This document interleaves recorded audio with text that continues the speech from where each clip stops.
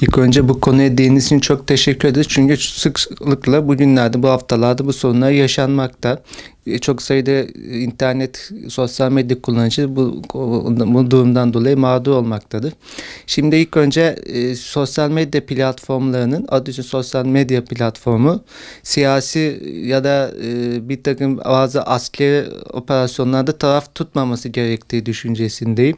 Çünkü bu siyasi konunun kim haklı kim haksız çok tartışmalı bir konu. Onlar genelde bu sosyal medya platformları Batı menşeli olduğu için bir kısmının arkasında da işte İsrail'i destekleyen Yahudi lobileri ya da Yahudi iş çevreleri olduğu için olaya kendi çerçevelerinden bakmaktalar. Ve tabii kendi çerçevesinde de maalesef ki Filistin'i, Gazze'yi burada kendini düşman olarak görmektedir. Ve kendi siyasi duruşlarını da yönettikleri platformlara yansıtmaktadırlar. Ki onlara göre oradaki bu mücadele veren insanlar da bu sıkıntı Gazze'deki abluka altındaki insanlar terörist muamelesi görmekte onlara göre. Teröristtirler. Yani ki bunu açın alenine beyan etmektedirler. Bu da şimdi konumuza gelirsek sosyal medya platformları da bu durumu yansıtmaktalar. Kendilerine göre de burada yaşanan işte Gazze'de yaşayanlar ya da burada yapılan buradaki işte mağdur olan çevreler kendilerine göre de terörist olarak tanımlanmakta.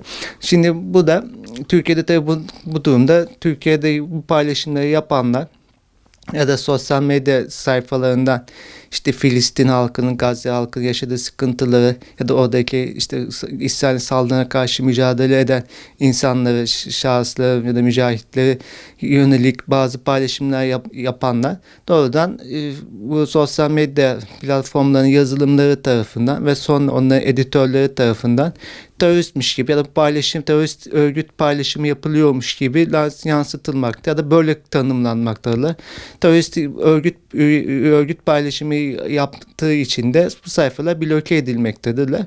Tabii bu yanlış bir uygulama çünkü onlara göre bu böyledir ama bizim buradan baktığımızda ya da biz olayın içinde yaşayan insanlarla konuştuğumuzda bu işin böyle olmadığını herkes bilmektedir. Hatta tüm dünya bilmektedir ama sosyal medyada bazıları farklıdır. İstisnalar hariçtir ama bazı sosyal medya platformları bu olayda tarafını belli etmektedirler. İsrail lehine ya da İsrail'in arkasında duran bu Yahudi lobileri lehine tavır almaktadırlar.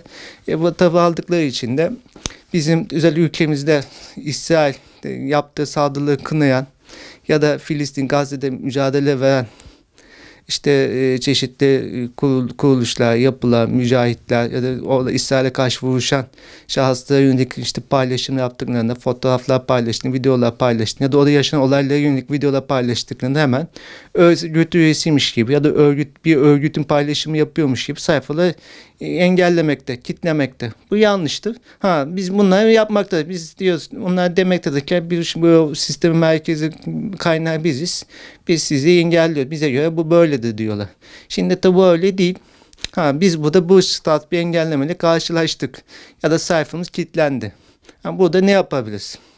Her şeyden önce sayfamızın kilitlenmesi nedenini sorabiliriz. Onlar genelde belirtiyorlar. İşte örgüt ilişkili olduğu için biz bu sayfa kilitledik diye bir yazı geliyor.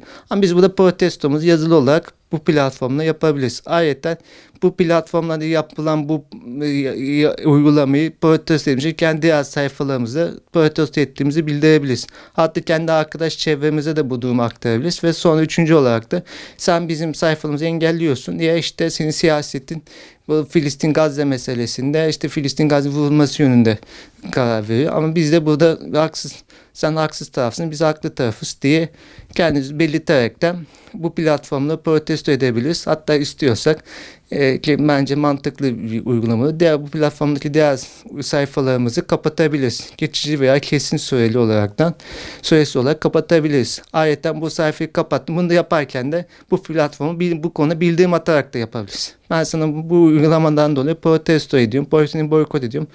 Diğer sayfalarımı kapatıyorum diye belirtebiliriz.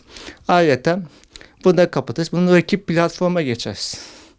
Kendi bu tip siyasi kavgalara da siyasi tavır almayan da İsrail yerine propaganda yapmayan diğer sosyal medya platformlarında pekala kullanabiliriz. Ki dünyada her sistemin, platformun alternatifi vardır. Yani misal Meta firmasının, şirketin uygulamaları var. İşte Facebook, WhatsApp, Instagram gibi. Buralarda da bu tarz sorunlar, bu tarz sorunlar burada yaşanıyor. Biz de tutarız Baidu'yu kullanırız, tutarız Twitter'ı kullanırız, tutarız ne de diyeyim, Google'un uygulamalarını kullanırız. Alternatifler vardır. Bu alternatif birine geçebilirsin. Tabii geçerken de özellikle misal Facebook ya da misal Instagram bu durumu aktarmak da iyi bir yöntemdir. De bunu arkadaşlarımız yapmasını da beklersek daha iyi olabilir. Yani bu işte bir kişinin sesi çıkmayabilir ama binlerce kişinin sesi çıkacaktır. Tabii bu bildiğimler mesela Facebook'un merkezine, genel merkezi, Amerika'cı merkezine gidecektir. Bu bir. İkinci olarak de bu sistemin güç kaynağının para olduğunu herkes biliniyor. İster güç merkezinin para, finansal destek olduğunu herkes biliyor. Her şey önce mesela ben sosyal medya platformunu kullanıyorum. Bir ya da iki hesabım var. Eğer bu diyelim ki ben hesabını kapatamam. İş icabı kullanıyor mesela. Bu platformdaki reklamları tıklamıyor. Reklamlara itibar etmiyor. Her reklamın altında yorum yapıyorum. Ben protesto ediyorum. Özellikle İsrail menşeli ve İsrail destekleyen Amerika, Batı menşeli ürünleri kullanmıyor şeklinde altında yorum yaparaktan ürününüzü alacaktım ama almıyor. Reklamınızı da tıklamıyor.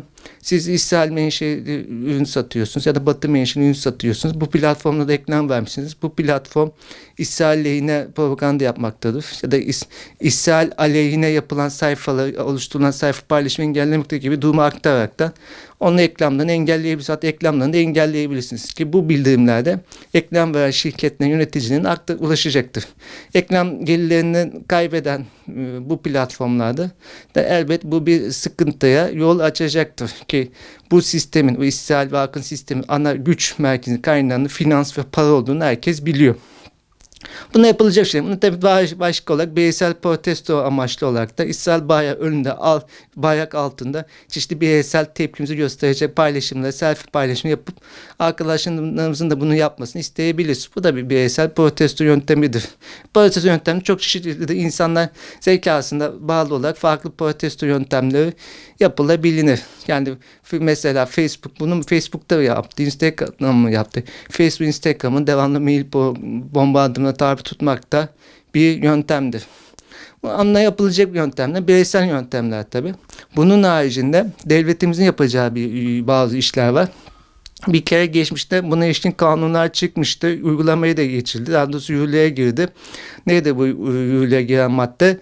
Bu sosyal medya platformlarının Türkiye'de bir merkezinin olması gerekiyordu. Ki merkezimiz göstermelik bir merkez değil. İçinde çalışanlığı olan, belli bir Türk çalışan oranına sahip olan, işlerliği olan ve Türkiye'de yapılmış sosyal medya paylaşımına ilişkin olaraktan bildirim, belli raporlama ve takip etme ya da engelleme imkanı olan bir merkezin kurulması isteniyordu. Bu merkezler devreye girmedi. Halihazırda mesela büyük sosyal medya platformlarının Facebook, Instagram olsun, Google olsun vesaire olsun işler durumunda bir merkezleri yok. Yani göster merkez ofis var ama işler değil. Bazı hiç yok. Bazının var ama işlerlik değil. İşler yok. Devletimiz de bu konuda bu merkezin işlerliğini kazandırılması için medya platformuna, sosyal medya platformuna baskı uygulamalıdır. Diyorsunuz ki bu olsa ne olacak? Ne değişik? Eğer Türkiye işler bir merkez olsaydı bu platformların, biz Türk olarak, Türk vatandaşı olarak, Türkiye'de yaşayan kişiler olarak bu bildirimlerimizi doğrudan bu merkezi yapabilirdik. Tabii her şeyden önce burada bir paylaşım yapıldı. Paylaşımda işte İsrail'in yaptığı katliam için görseller var. Ya da işte Gazze'deki yaşanan için bazı görseller var. Bazı açıklamalar var. Bu bildiğim paylaşımlar ilk önce Türkiye'deki merkeze gider. Türk yöneticiler tarafından bakılır. Türk editörler bunu inceler. Ve Türk editörler bunu engeller ya da onaylar. Şimdi bu Türkiye merkezi olmadığı için bu paylaşımlar Amerika'daki, İngiltere'deki, İrlanda'daki merkeze gidiyor ve onların yöneticileri tarafından, editörleri tarafından inceleniyor. Tabii Amerika'nın bu konuda bakış açısı belli. Tamam, İsrail lehine bakıyor. İsrail'de karşıtı olan her şeye de düşman gözüyle bakıyor ve engelliyor. Türkiye'de merkez olsaydı bizim bu Türk yöneticiler, Müslüman yöneticiler bakacaktı ve Türkiye'nin açısından, oradaki bu taraftaki insanların açısından, gerçekler açısından olaya bakabilecekti ve muhtemelen bunların çoğu da zaten hiçbir şekilde engellemeye maruz kalmayacaktı. Tabii ayrıca devletimizin de tabii bu konuda bu tarz engelleme politikasına karşı tepkisini gidip Facebook'a ya da Instagram'a resmi olarak bildirme imkanı olacaktır. Yani bu ülkede bir merkez olsa iyiydi. Doğrudan Türk yöneticilerinin bu durumda Türkiye'ye özel uygulamalar yapması gerektiği, Türkiye'nin şartlarına uygun da Türk toplumunun şartlarına uygun düzenlemeler yapılması gerektiğini bildirme imkanı olacaktır. Bu merkez olmadığı için tüm bunlar yapılamıyor. Bunu devlet, sonuçta Türkiye'de elbet irtibat ofisleri var. Çok işlevselliği olmasa irtibat ofislerine bu bildirimi aktarım yapabilir. Tabii ki devletlerin de elçilikleri vardı. Elçilikleri vasıtasıyla da bunu yapabilir. Ama tabii irtibat ofisi üzerinden bu durumu aktarabilir. Dijital Dönüşüm Ofisi vardı Cumhurbaşkanlığı'nın. Bu konuda ilişkili işlemler yapabilir. BTK vardı, yapabilir.